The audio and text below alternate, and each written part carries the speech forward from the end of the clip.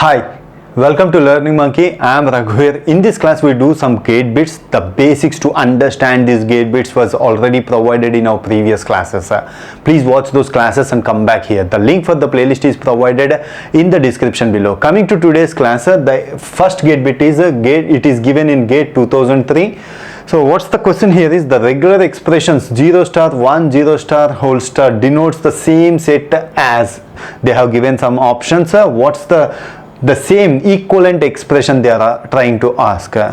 So we already discussed about minimization process and equivalence by using the identity rules and in our previous classes. The same thing we will apply. Otherwise we can do it in the other way also. Well, let's check both the ways. See, in the identity rules, these are the rules which we already discussed in our identity rules. A plus b whole star, whatever the strings that it is going to generate, the same strings can be generated using this equation a star b star whole star. Similarly, a star plus b star whole star can also generate the same strings a star plus b whole star. This can also be, and this is equal to a star b a star whole star, and it is equal to b star a whole star b star. So this equation, this is exactly similar to our expression 0 star 1 0 star whole star. In place of 0 place a, in place of 1 place b.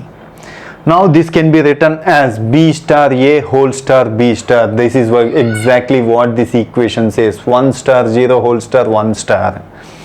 So this is what whatever the strings that is generated by this equation, the same strings can be generated using this equation. You try to check for you take any string, if it is going to generate by using this regular expression, it is going to generate using this regular expression.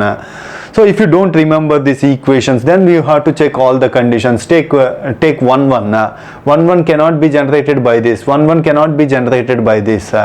Any strings that is going to generate using this expression can be generated using a. So the output is a.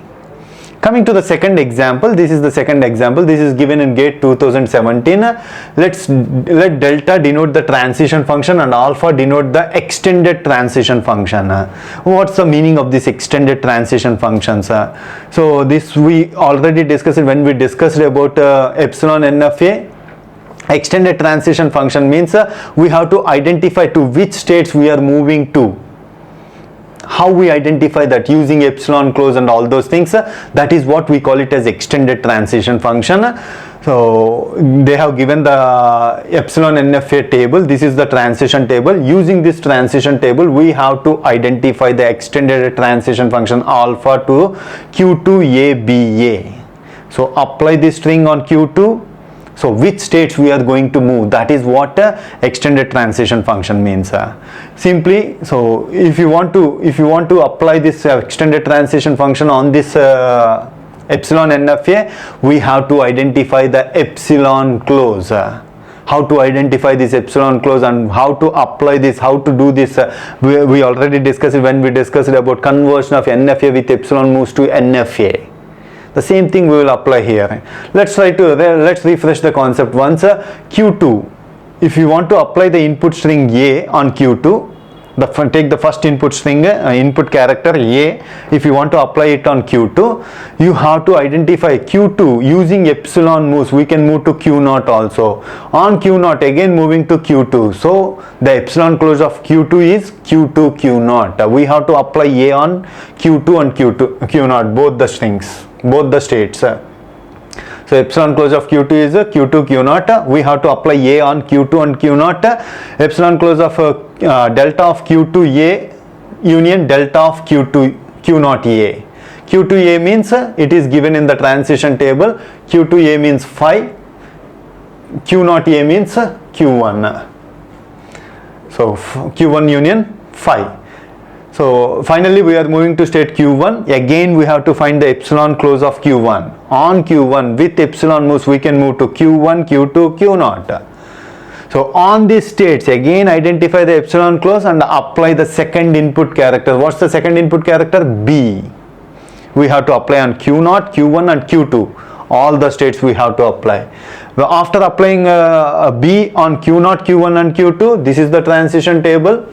If you apply Q0, Q1 on Q0, if you apply B on Q1, if you apply B On Q2, if you apply B, Q0, Q3. So the output is Q0, Q3.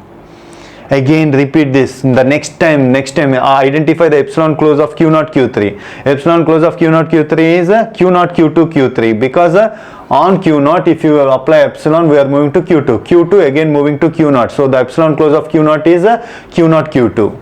Epsilon close of Q3 is nothing. So that's why it is only Q3. The final epsilon close of Q0, Q3 is Q0, Q2, Q3. The last A should be applied on all these states.